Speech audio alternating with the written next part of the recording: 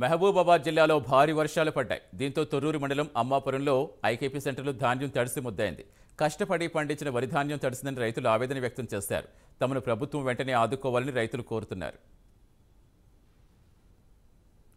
నా పేరు వెంకన్న. నేను గవర్నమెంట్కు తెచ్చి పోసినా కానీ నెల 15 రోజులు నేను పోసి నన్ను మాత్రం ఆదుకోవాలి. లేకపోతే నా సూరి పెట్టుకునే ఇబ్బంది వస్తుంది నాకు. నేను తెచ్చిన కాడ మాత్రం ఇది రెండోసారి తడుచుడు.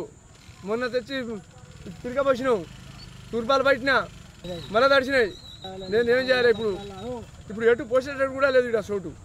ఇప్పటికీ ఒడ్లు ఐకేపీ కేంద్రాలలో పోసి 15-20 రోజులు అవుతుంది.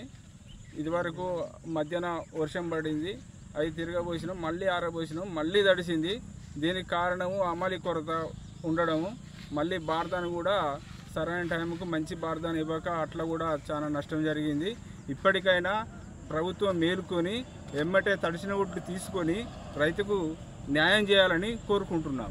ఐకేపీ కేంద్రానికి ఇవాళ రావడం జరిగింది. రైతులు ఒడ్లు ఇక్కడ ఆరబోసుకోవటం, మిషన్లు పట్టినా కూడా ప్రభుత్వం కొంత ముందు చొరవ తీసుకొని రైతుల ఒడ్డును ముందుగా తీసుకుపోతే బాగుండేది. కానీ అకాల వర్షం, అదేవిధంగా బారదాన్ని కూడా పాత బారదాన్ని కావటం, హమాలి కొరత, ఇవన్నీ కావటం వల్ల ప్రకృతి వైపరీత్యం వల్ల కూడా ఇవాళ రైతులు ఇవాళ ఒడ్లు తడిసి నష్టపోవడం జరిగింది.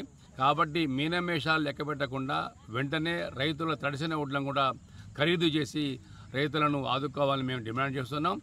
అట్లాగే ప్రభుత్వ విధానం కూడా ఇట్లా కేంద్రాలలో పోయకుండా డైరెక్ట్గా రైతే ఒడ్లను మంచిగా పట్టి మిల్లు తీసుకెళ్ళినప్పుడు అక్కడ ఇచ్చేటట్టుగా విధానాన్ని మార్చుకుంటే రైతులు ఇవాళ కళ్ళాలలో ఇక్కడ ఐకేపీ కేంద్రాలలో 10 రోజులు, 20 రోజులు, నెల రోజులు కూడా ఆగకుండా వెంబటే వాళ్ళ ఒడ్లు మిల్లుకు పోయే అవకాశం